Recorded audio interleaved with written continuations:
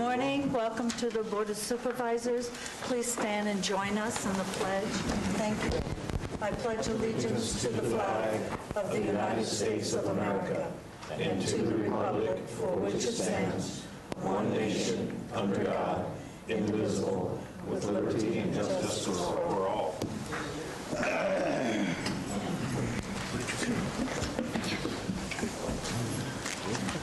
I'd like to move to the consent agenda. I will be pulling items 3 and 5. And on item number 8, I just want to make, it was a typo. It said date 200X, and it's 2008. Are there any other items on the consent that the board, staff, or public would like to have pulled? May I have a motion? Which one? 10. Okay. I move the balance. Second. All in favor? Aye. Aye. Opposed? Passes on a 5-0. Thank you. Item 3, the Sexual Assault Awareness Month. Hi. Hi, good morning. Hold on. Okay. Good morning. My name is Kelly Frigero. I am the Program Director for the Calaveras Crisis Center, which is a program of the Resource Connection. And I am here today to talk to you about Sexual Assault Awareness Month. We did submit a resolution asking the board to recognize April as Sexual Assault Awareness Month in Calaveras County, and I appreciate, well, I'm anticipating that you're going to approve the resolution, so say thank you ahead of time.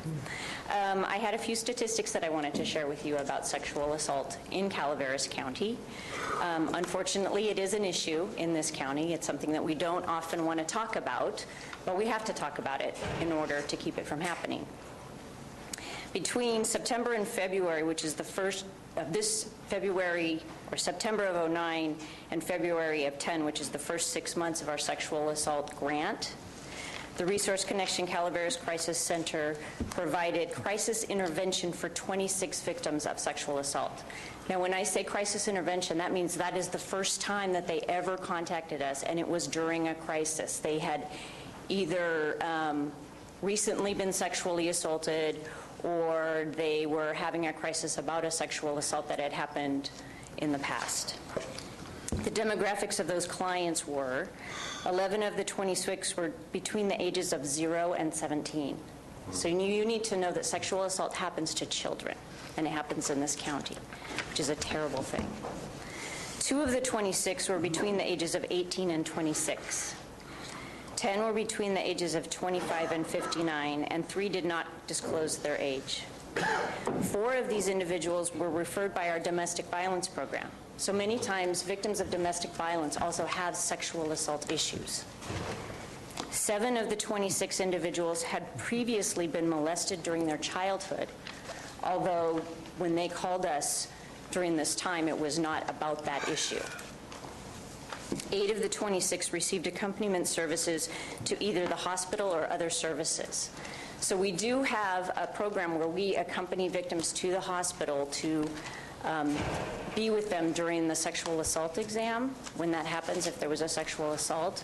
And there were a couple of members of the sexual assault response team that were going to be here this morning, so I'm going to see if they're here. Well, they're not here. So there was an article, I think it was last week in the Enterprise, about our sexual assault response team, which I'm actually very proud of, and I want you to know that it is working so well that we have other counties calling and wanting to know if they can contract with our response team to help them set up theirs and to possibly do sexual assault exams in this county, or to use our, what we call safe nurses, to come to other counties. Now, 2 years ago, Calaveras County didn't even do sexual assault exams, so this is a huge thing for us. This is a big success story. 2 of the 26 people that we served and provided crisis intervention services were men. With regard to the area the victims came from, 8 were from District 1, 4 were from District 2, 1 from District 3, 5 from District 4, and 2 from District 5. I also want to share with you that the Crisis Center has a really good working relationship with law enforcement with regard to sexual assault. And I just want to commend our law enforcement officers that when they are responding to sexual assaults and our advocates are coming out to be with the victim during that time, they are reporting to me that our officers are compassionate and patient and really, really supportive of these victims, which isn't always the case. So I wanted to give my appreciation for law enforcement in that way. Did you have anything you wanted to say? Just a couple of things. I wanted to give my appreciation for you, Kelly, and thank the you. Crisis Center. It's just the Crisis Center now, and the Resource Connection. And whenever I think of the Crisis Center, I always think of Bonnie, too, because she's instrumental in the origination of that. But we're members of the SART team, and we do, thanks to the team and Kelly, have a sort of a model situation now with the hospital.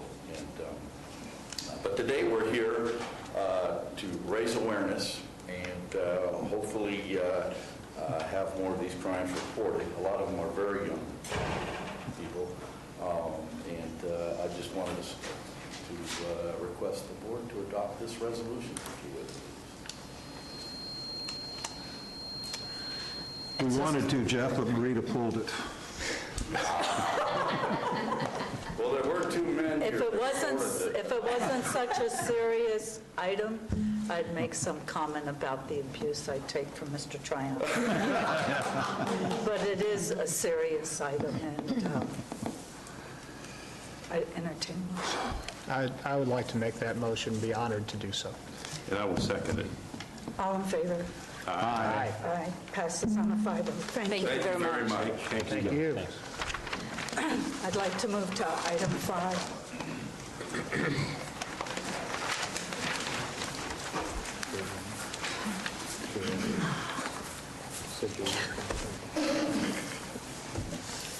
This is even more killer. Good morning. We have another serious item for you.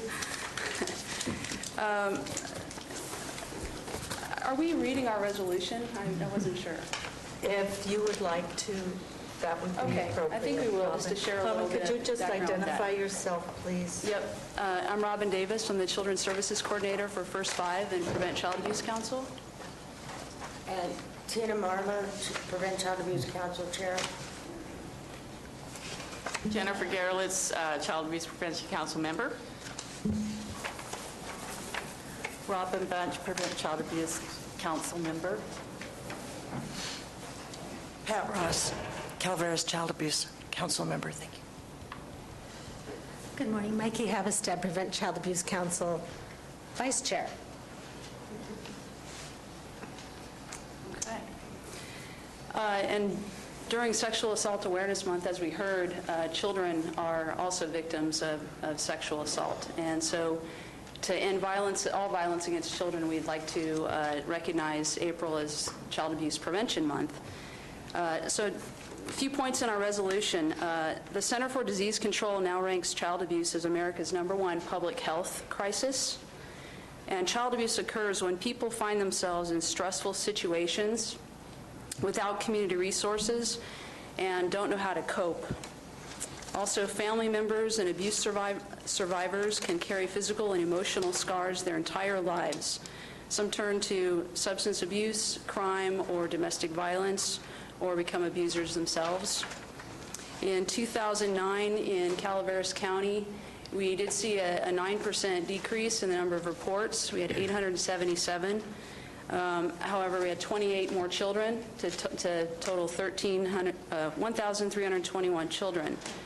60% of these children experienced neglect, 20% physical abuse, 8% were sexually abused, and 12% received emotional abuse. Child abuse and neglect can be reduced by making sure that each family has the support they need in raising their children in a safe, nurturing environment. And effective child abuse prevention programs succeed because of partnerships created among social service agencies, schools, faith communities, civic organizations, law enforcement, and the business community. So in declaring, well, I'll let you do that at the end. We would like to declare this, that Calaveras County officials, employees, and citizens are encouraged to join the important efforts of the Prevent Child Abuse Council. Our partners are parents, teachers, and child advocacy groups who protect our youth and support efforts to reduce the incidence and impact of crimes against children. And I would just like to take a few minutes to tell you briefly what we're doing this month for families. Everybody can help raise child abuse, raise awareness of child abuse and neglect. And this month we have 6 free workshops through the Strengthening Families Parent Workshops, as well as the Resource Connection is doing a whole bunch of parent workshops.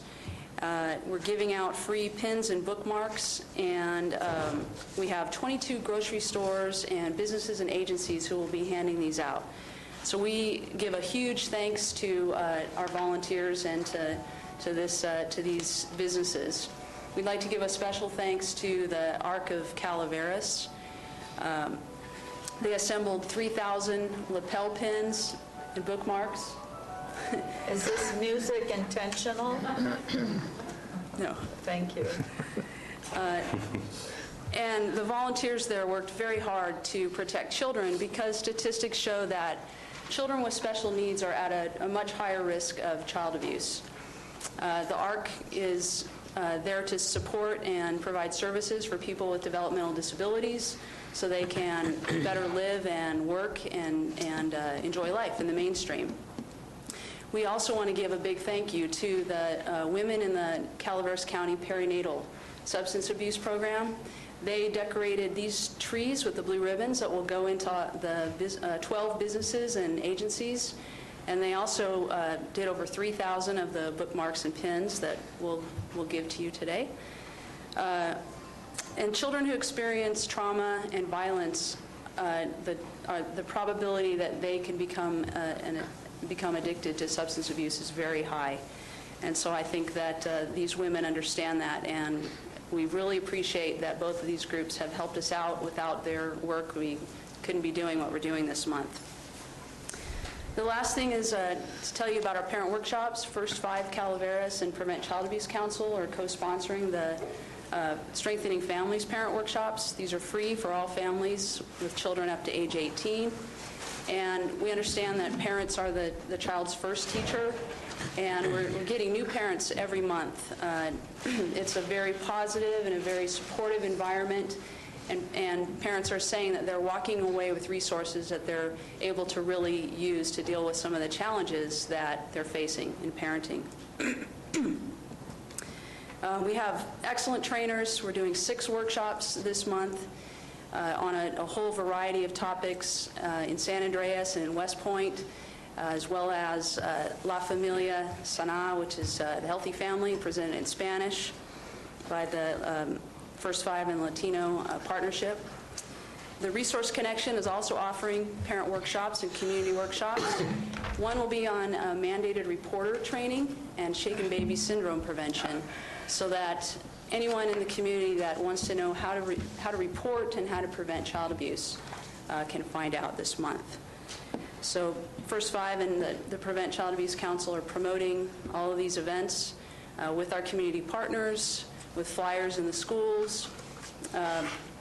On both of our websites, we have an event calendar, and in an ad in the Sierra Lodestar this week. So to end this, we all know that violence is a tragedy for children, but it is 100% preventable. And we just like to encourage everyone in the community to come out, go to the children's fair, come to a workshop, wear your blue ribbon pin to create awareness, and we'll work together to keep kids safe and families strong. So we'd like to give everybody here and each of you a blue ribbon lapel pin and bookmark. Robin, we really thank you and your team, and you truly put a human face on the issues here in Calaveras that we don't always deal with at this board. Do any of the other supervisors, Steve? Yes, I wanted to call out Robin's name as well. You're a fairly recent addition to the first 5 staff, and the work that you've done since your arrival has been remarkable. The upgrade of the work and the enhancement of the effort in this particular circumstance is particularly of note. Very well done, and thank you. Thank you. We can't do it without our partners and without the community, so it's working. Thanks. Thank you.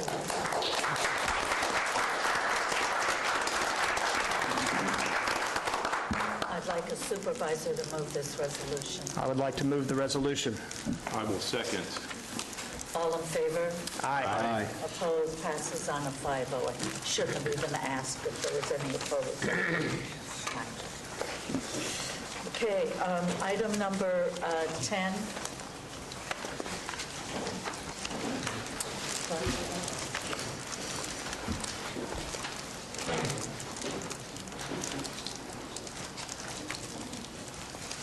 Yes, could you I was just wondering. could you identify yourself, please? Oh, my name is Clyde. I'm from Valley Springs, and I was wanting clarification on what that was. What the 10. retention policy is? Yes. Well, the county has a retention policy on records, any record retention, and that, since first 5 falls under that, they're just formalizing their retention record of their records.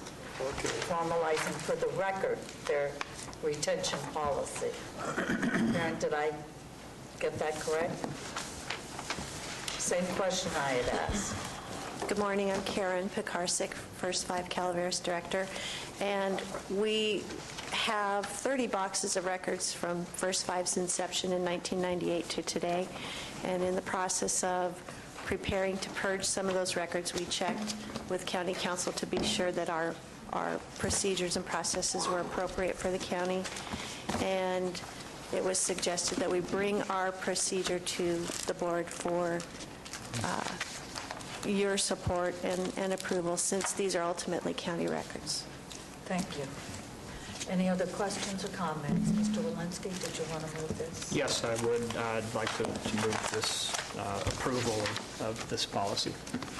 I'll second. All in favor? Aye. Passes on a 5-0. Thank you. You guys are doing the heavy lifting. So sit there and look at it.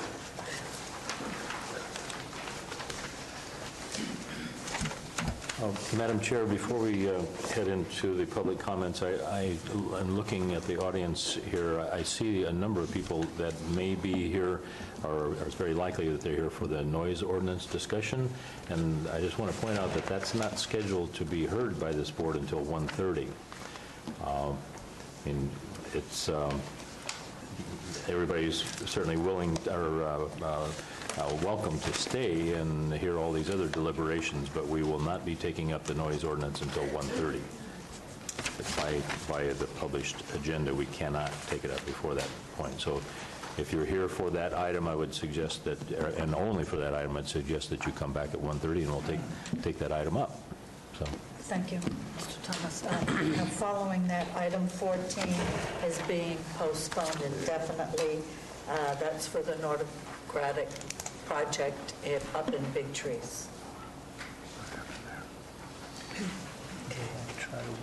I'd like to move to item 11. If there's any member of the public who has an item not on the agenda. I just have a question for clarification. The Peanut Gallery doesn't understand the Brown Act. You know what happened a couple weeks ago when Mr. Rooster was told to be quiet? We're confused because in the newspaper there's 2 takes on it. One is from an attorney somewhere that says that this is a public forum where the Brown Act is in place. And then we have the county council saying that it's a business meeting and maybe there are no rules. I mean, I'm confused. Is this a public forum where the Brown Act is in place, or? Yes to both questions. Okay, and it is a business meeting? Yes. Okay. To both questions. Okay. But the Brown Act is in Yes. place? Okay. Then one comment. Last week, Mr. Walensky and Mr. Thomas was absent, and there was a lot of business taking place, and we saw motions from the board, 3 in favor, 0 against, and 2 absent. And things were going real smooth, and then there was a dissension. And you guys weren't here, so maybe you don't know.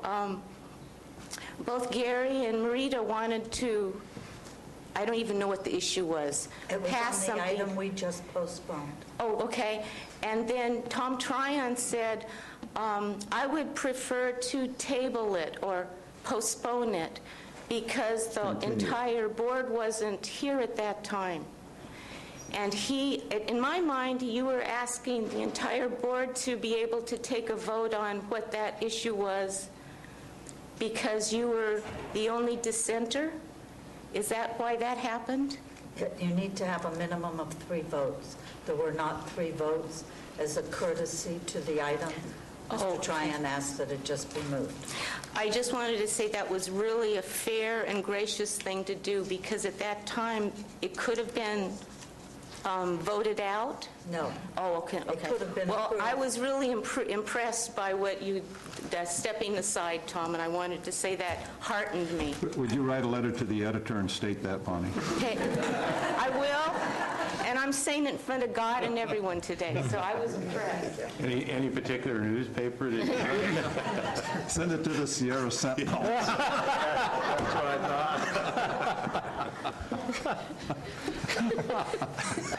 Madam Chair, honorable members of the board, Leslie Davis, acting assessor. I'm here to tell you about an exciting new change we've made to our website that I think will help your constituents and all property owners in Calaveras County. I attended a meeting last year where some of the assessors were talking about ways to reach out to the community to help them understand which properties we might review for Prop 8 proactively. Yesterday, with the help of Jeff Hughes at the Tech Services Department and Donna Carollo, my Chief of Assessment Services, we were able to roll out a property lookup function on our website, where an owner can go onto our website and they can either input their parcel number or their street address and see whether or not they are one of the almost 25,000 properties that my staff will be looking at this year. We're hopeful that this will help the community understand what we will be doing in terms of the declines in value. I'm also hopeful on a management level that it might cut down a little bit on some of the phone calls that we get. It should also help my staff look up automatically which ones are on the review list. Until this year, we've simply been keeping a spreadsheet. So I just want to let you know we're making some innovations, and hopefully they will help everyone. Feel free to tell your constituents about them when you're out in the community. Thank you. Thanks, Leslie.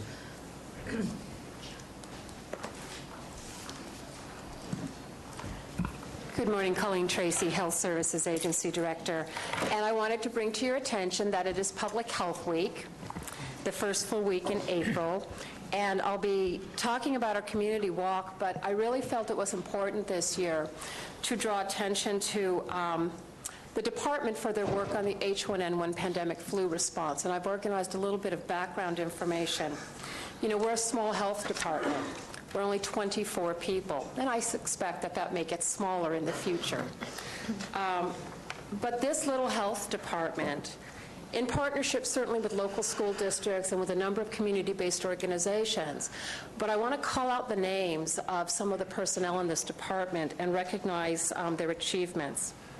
We conducted 8 mass community clinics, 48 school or preschool-based clinics, 14 targeted clinics. We went to the local residential care facilities and made sure that people who were not ambulatory and were high risk were able to get flu vaccine, both seasonal flu and H1N1 flu. We did clinics for community-based organizations, Sierra Hope. We provided opportunity for law enforcement. We did drop-in clinics at the main office. We offered vaccine in our monthly immunization clinics. So we did 8 mass clinics, 48 school or preschool-based clinics, 14 targeted clinics, and 36 monthly immunization clinics. So we did 106 clinics, and that's quite an achievement. We couldn't have done it without everyone in the health department. But again, I want to call out the names of some key people. Terry Maxwell, and Lena Miles. These are 2 clerical assistants in the Public Health Department, and they organized rapidly a great deal of new logistics support in anticipation of large demand for service. Kim Diarilaga, who is our key fiscal person in the health department, who stepped up and with no notice worked until 11:30 one night to get the personnel management function. We had over 100 people at our Angels Camp clinic coming to volunteer and assist with that clinic.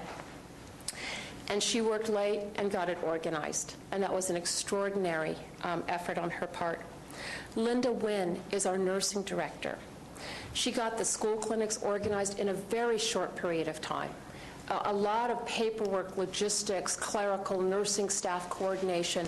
She had to organize training for volunteer nurses. We had to set up adverse reaction monitoring and reporting systems, an extraordinary effort. She also had to manage the county vaccine supply, which sounds like it might be easy, but it kept changing.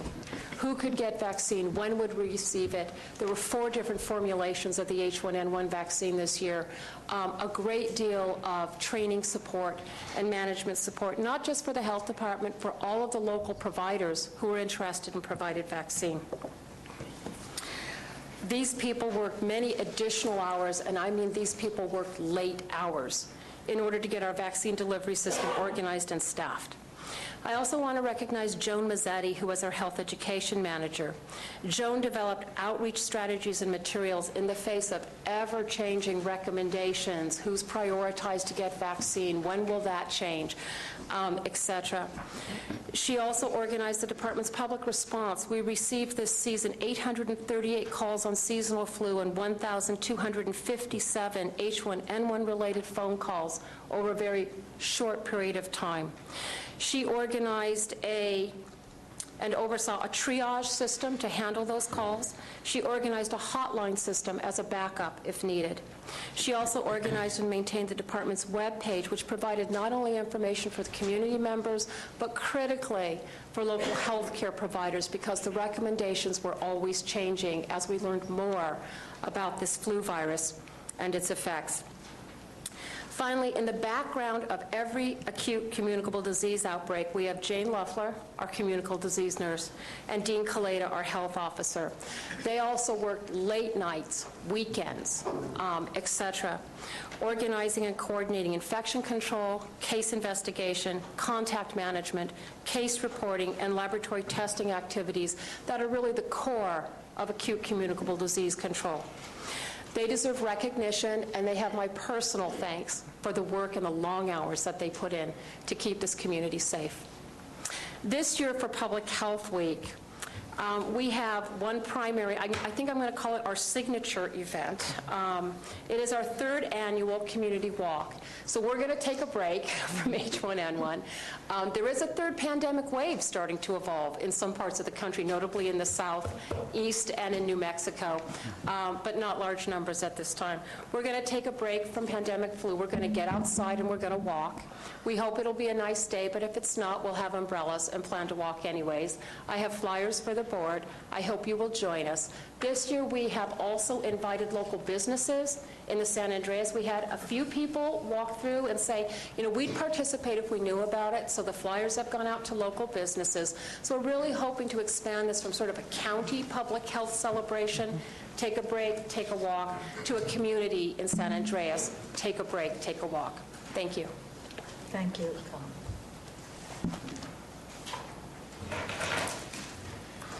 Are there any other public comments?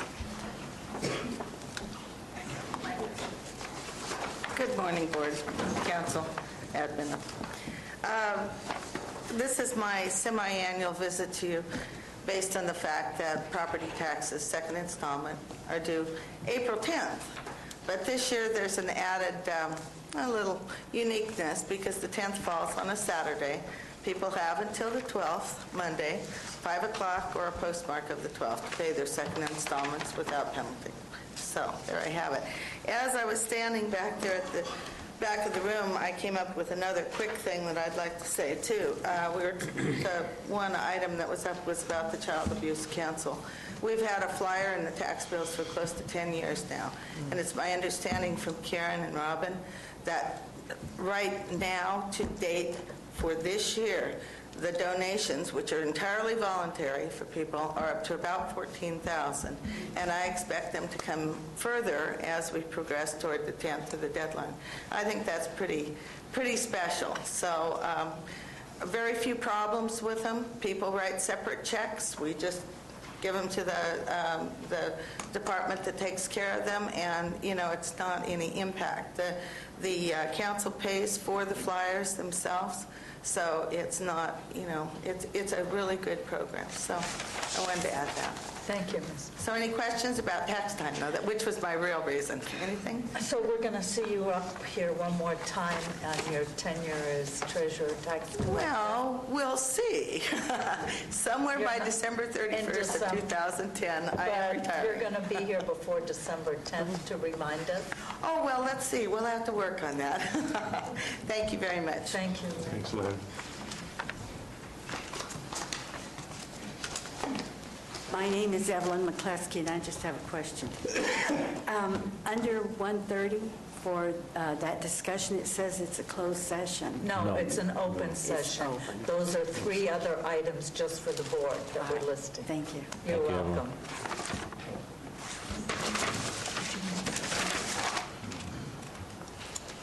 Good morning. Karen Pekarsik, First 5 Calaveras. Mikey Havestad, Calaveras Works and Human Services Agency. We have a small announcement. Mikey came to a couple of us with an idea to apply for a national institute. This is the first time this institute is occurring in Washington, D.C., and it's put on by the National Association of Public Child Welfare Administrators and the Casey Family Foundation. They've spent the last several years really researching and looking at how to apply best practices and evidence-based practices in child welfare to make sure that at the local level, services are really responsive to what the needs of children and families are from a child protection standpoint. And Mikey's big idea was for our county to submit an application for the Institute. So we've been accepted by the Institute.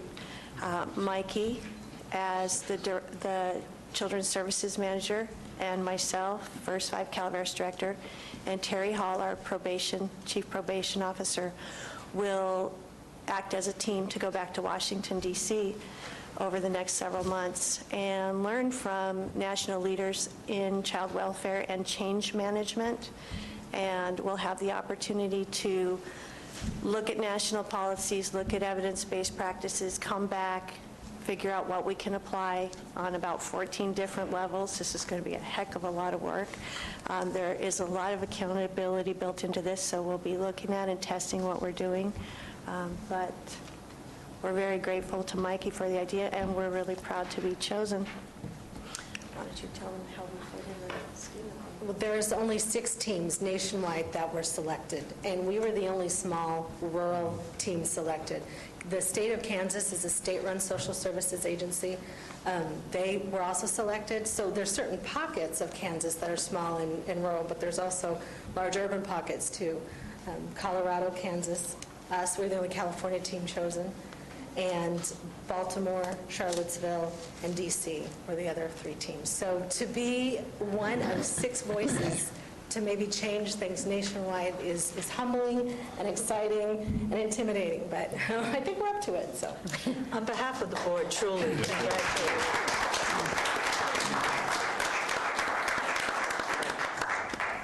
Go ahead. While it's humbling and challenging, it's also a tremendous recognition for the efforts of First 5 and CalWorks and all the partners that have been part of the effort here. Absolutely. I think for one our of the kids. reasons they said that we were chosen was because we were the only team that weren't all from child welfare. We That's were the right. only team that chose partners from other agencies. It shows the value of partnership, but it also shows the leadership that both of you and others have shown in this regard. Our kids are much better off for your presence here. And once again, as we argue about what's important to fund in the state of California, and as First Five funding becomes a political football, it's important to note that right here in Calaveras, great things are happening as a result of it. You've seen several today. For instance, the Prevent Child Abuse Council is one of the First Five projects. So I hope people will recognize the worth of it in a rural county, that we ourselves get the chance to deploy our resources in ways that actually benefit our constituents. Congratulations. Congratulations. Good morning. I'm Don Smale from Copperopolis, and I'm here today to talk about an exciting event that occurred in Copperopolis on March 27th and 28th. I've got an event summary for members of the board. I'd like the board to recognize that I asked these gentlemen to come here this morning to talk to you about some very exciting things that happened in Copperopolis 2 weekends ago. This next gentleman is Lee Shoemake. He's a bicycle race promoter from neighboring county Tuolumne.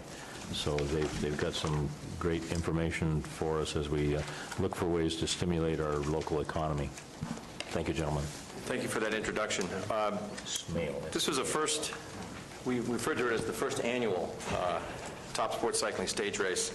And with the cooperation of county staff, we were able to put together an event over 2 days that included 3 different cycling activities, the most prominent of which was what's called a circuit stage race through Town Square, where Little John was closed, and we were able to get all the cyclists to safely navigate 6 laps to 8 laps at real top speed, and it was very spectator-friendly.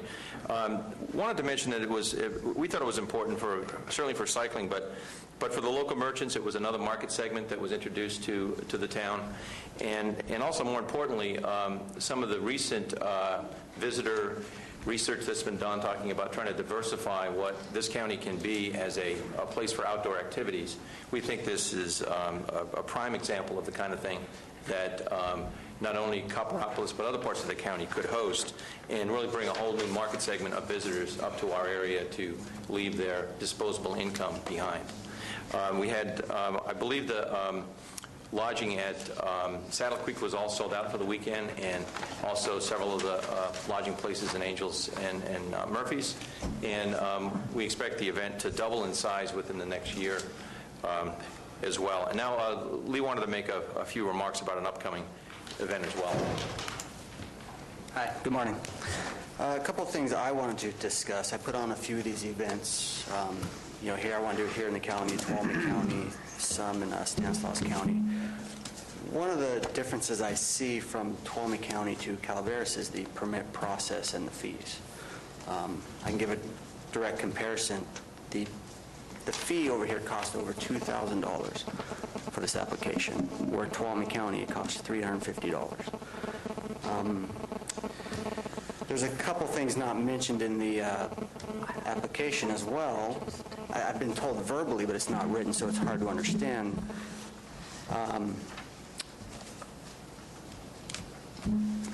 After a period of time, I was told 3 years on an event, excuse me, that an event will be considered historical, and there's no longer a permit fee for that, but yet that's not discussed in the application.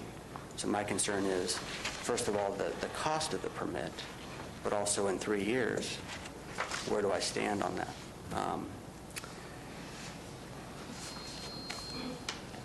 The other thing that I was told during the permit process, towards the end, I didn't have time to make this addition to the permit, was that I could add a second event to the same permit without having the additional $2,000 fee. And what I'd like to request at this time is that we can make an amendment to add this separate event to the current permit to avoid that cost and that timely process of getting that approved. That would be, again, a standalone event through the Coppertown Square on July 31st. Thank you. Could you please give your phone number to the clerk, and we'll have the planning director give you a call? Yes. Thank you. Okay, before you step away, I just want to kind of recap some of the unusual aspects of this particular race. We had originally, your application had intended to run your cyclists down Little John Road and through the Copper Cove neighborhood, but we rethought that, and this was really turned out wonderfully because we closed off only that new portion of Little John Road, the divided highway, so that it's a fabulous undulation this way and curvy, so that every cyclist that I spoke with had tremendous enthusiasm for the race course. So they had no competition from traffic of any kind, and they referred to it as like Indy 500 of racing tracks. That they really had wonderful glowing things that they said about it. To my knowledge, there were no heartburn situations created for our Copperopolis residents, because prior to that opening up of Little John Road, everybody just simply went over to O'Byrne's and down to Copper Cove Drive and back to that area. So we temporarily, for a few hours, recreated what we all dealt with for decades in Copperopolis. Anyway, so I don't know. I was really so excited about seeing the enthusiasm and seeing the smiles on the faces of the merchants.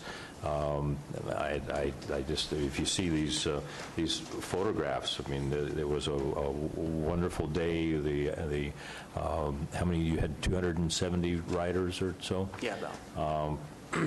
And that, Don, you mentioned this term of disposable income. I never really thought about that everybody would come here and just dispose of their money right here. So that was a... No objections.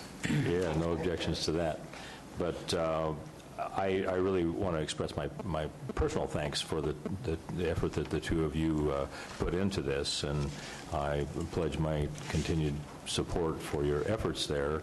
And I am very sympathetic to this appeal to reconsider the fee structure for events like this. I think that this really should. I wish that some other supervisors had been down there to see the velocity of everything that was going on. And this was more than a one-day event. It was both Saturday and Sunday. They had other events that were scheduled out in the Salt Spring Valley that also was very well accepted.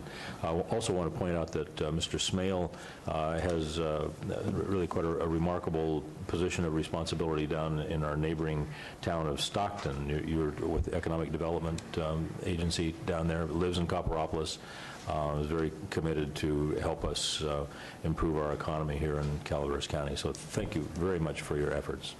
Appreciate it very much. We can't make any decisions on this request about the looking at the fee structure, but I'll give you my commitment that we'll look at it. So, Number?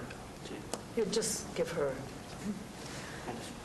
Feeney Park's having a bike ride, the 17th, Froggy's Wild Ride. So more and more of these things are happening in the county. Yes. I'm from Valley Springs. My name's Clyde. I sympathize with their fees, but I remember this board imposing a rim fee just, I believe, last year, which devastated Valley Springs. I mean, there was a shopping center in the process of being developed and stuff that pulled out because of the rim fees and stuff made it where it was no longer a viable project. So, I mean, the fees are bad everywhere. I mean, if you're going to, I worry more about housing than I worry about a guy riding a bicycle on the road. And the fees for me housing people or housing myself now are horrendous in this county. So if you're going to look at any fees, I wish you would take into consideration the rim fees. Mr. Platt, those rim fees have been in effect for about 6 or 7 years. You were raised, they were just raised last year, Miss. It was, I believe, your motion too. And they were raised $1,000, plus on development it was even higher. But no. The fees are... But we'll talk about it off camera. Thank you.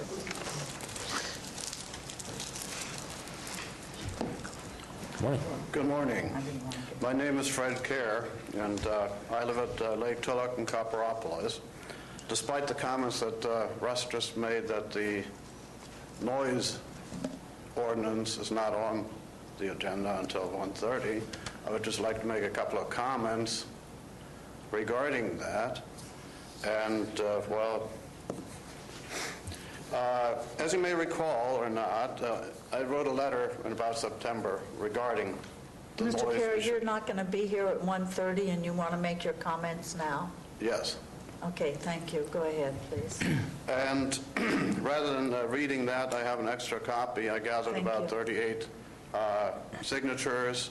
However, I could have gotten a lot more had I, tried. Obviously, the developments of Congress Estate and Peninsula Estate, as well as Copper Cove, are affected by the noises during the summer months by boats being on the lake at late hours. The issue is not just simply noise in general, it is noise during the quiet hours.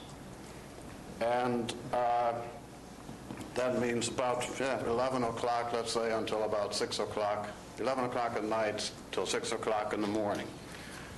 Last year, the noise was not as much of a problem as it was in the previous years, probably primarily due to the economic situations. Less people were able to afford their boating, etc. And I think the sheriff did a better job patrolling as well, as he did on occasion have patrols out during the weekend, primarily Friday, Saturday night, at later hours. So even without a noise ordinance, I think the sheriff is able to enforce some of that or mitigate the noise to some extent by just simply being out there, patrolling, and putting a stop to that horrendous stereo output by some of those boats. I don't know, if you don't live on the lake, you probably don't realize it. Was the new boats for the last 7-8 years, where wakeboarding has been the prominent activity. They have speaker systems that are mounted so the noise goes to the rear, so that the wakeboarder can actually, I guess, hear it. Well, at night, obviously, the speed limit is 5 miles an hour. You aren't wakeboarding. However, those speaker systems are turned at the same volume as they are during the day for them to hear. Now, if they would just reduce the volume level, obviously, that would help as well. So, as I mentioned, the sheriff has increased their patrol hours on weekends and nights preceding holidays. Those are really the main problems. However, possibly a little heavier effort in that regard would probably help, and it would deter, people from going out and cranking up their stereos. So I have brought another copy of my former letter. It'll be made part of the public record. Thank you. Thank you. And the only what I'd want to just simply highlight is that, if at all possible, the sheriff could increase their patrol of the lake to abate noise, even without a noise ordinance. Now, the noise ordinance has, I became aware of it, that this was on the agenda through the Union Democrat last night, so, and I was not fully aware that the item wasn't going to be on the agenda until later, so. Sorry about that, Fred. I don't know what I would contribute being here at 1:30 that is not reflected in the letter. So thank you very much for... Thank you. Fred, you are aware, hopefully, that the sheriff's boat is going to be stored at Poker Flat this year? Right, and that could possibly increase patrol as well, Yeah, it is my understanding that they are going to take advantage of that close proximity and have a more... secret attack method, so that they can come out in the middle of the night and nab some noisy people. So I mean, I think most people, there are some people that, don't like the noise, period, but I think that's unreasonable. I mean, the thing what I'm trying to address is just simply the quiet hours, not during the day. I mean, that's fine during the day. Thank you. Thank you, Fred. If you don't like the noise, don't live at the lake, I mean, as simple as that. So thank you very much. Are there any other comments? Bonnie, I'm adding this as part of your 5 minutes. Okay, I'd like to talk this morning about water, getting in water. Some people jump in and they're wet all over. Some people wade in slowly, and sometime you might find the water's above your head. At that point, some people choose to tread water. You can tread water indefinitely. You can get a rhythm, and you can spend hours treading water. Or you might get tired of treading water and you might decide, I'm going to swim now. I'm going to start moving my arms and kicking my legs and breathing nice and hard. And pretty soon I stop and I look and I've gotten somewhere. I've moved. Calaveras County has been treading water for a long time in the area of senior services. 25 years ago, real effort was put forth and we put in a senior center over there. Since then, virtually very little coordination of services has happened. We've had little bits and spurts, people here, agency there. There's really no coordination of what is available for seniors and disabled people. Now, if you compare us to like Tuolumne County, they have, of course, their core of social services. We have our core of social services, but they've been able to invite the housing community, the senior centers, the convalescent homes. They've become part of their network. You move out a little further, and they even have the churches involved, incredibly involved in Tuolumne County. You move out a little further, they've been able to get therapists and counselors involved in this networking system. And finally, if you move all the way out to the outer reaches, you've got businesses that cater to seniors that are meeting regularly, combining their efforts, coordinating their services, and creating a network of referral and resources that Calaveras County is 20 years behind. What I'm suggesting is we need, like these two ladies from the first 5, we need a spark plug. We need somebody, a lightning rod, somebody that's willing to go out there and do something. Somebody suggested, Bonnie, why don't you get on the Agency for Aging and do that? I clean toilets for $10 an hour. You got people in this county making $20, $30, $35 an hour heading these senior programs and administering all of these agencies. Why don't we ask them to do this coordination? Hey, I could do it, and I'd be a volunteer. But what are we spending all this tax money on these people that are getting paid full-time benefits, and they're not doing the basic necessities of coordinating services in Calaveras County? We need to look into that. We need to make these people accountable. I can do it.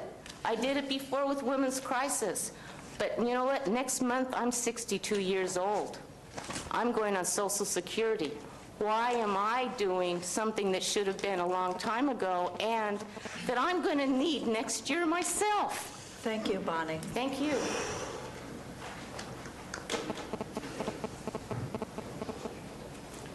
Joe Kelly.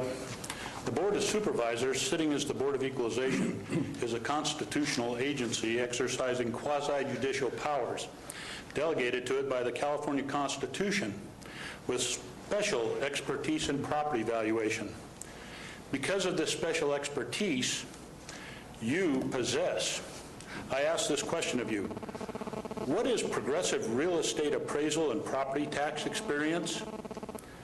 I've never heard the term progressive used in the real estate appraisal and property tax experience before. I certainly hope it doesn't relate to a redistribution value of socialism.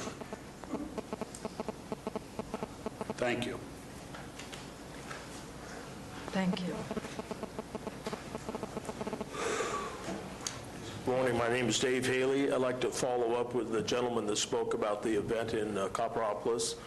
As a person who participates in producing events and a person who also is involved with many applications at the county, I'd like to hopefully meet and volunteer my time with county staff to come up with some mechanisms to help facilitate the application processes, whether it's through guidelines or, handouts that tell people what to do and how to do it, and also the fairness of the fee. I'm here to help participate in that. Over the many years of my experience here and as of even today, it is difficult to understand what the steps are even for us professionals. So I'd like to volunteer our time to help expedite that process. Thank you. Thank you, Mr. Haley. Were you riding a bike? Were you riding a bike, Mr. Haley? No, I was encouraging the bike riders. I'll have Mr. White give you a call, Dave. Thank you. Are there any other comments? Okay, I'd like to move to the next agenda item.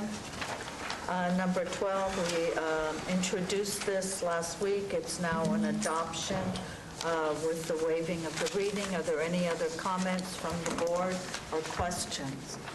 Are there any other comments or questions from the public on this? I'll entertain a motion for adoption of this ordinance. Move for adoption. Steve, did you have Yeah, I'm sorry. I had made a note to myself on this, but I need to find it. Too late, Steve.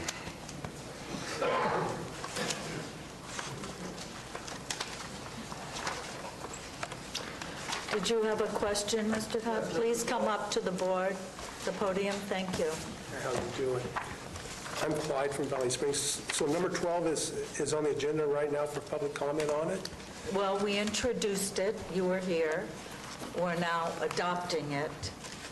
It was introduced last time. If you have a question on that before we adopt it. I'd like to know what it is. It's sort of vague the way it's written. I mean, there's some kind of a property. Would you like a copy of it? Yes, please. Okay, this was in public. Carol, could you please give this to Mr. Clapp? Thank you.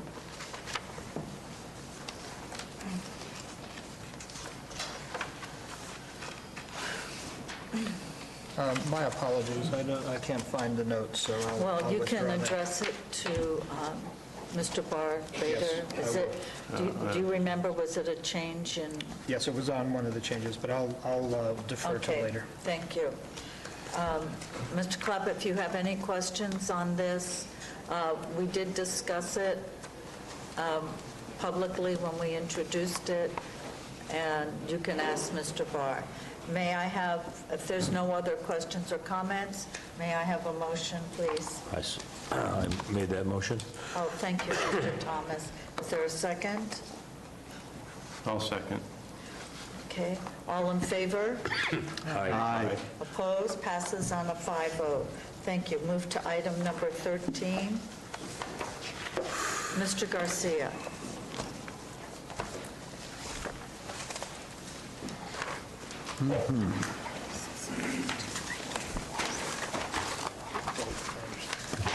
Good morning. Tom Garcia with the Department of Public Works.